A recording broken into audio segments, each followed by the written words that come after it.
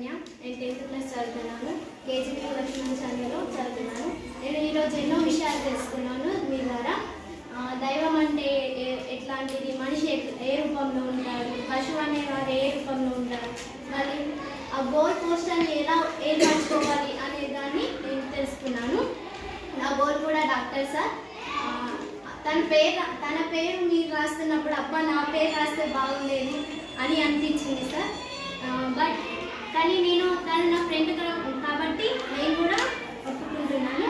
మళ్ళీ ఎన్నో వికాసాల గురించి చెప్పారు. శారీరక వికాసం అంటే ఏంటి, మానసిక వికాసం అంటే ఏంటి, సామాజిక, ఆర్థిక, ఆధ్యాత్మిక అనే వికాసాల గురించి మీరు ఎంతో చెప్పారు. మళ్ళీ మనము అనకుండా నేను అనుకోవాలని ఫ్యూచర్లో మీరు ఎన్నో చెప్పారు. అందుకు నేను మీకు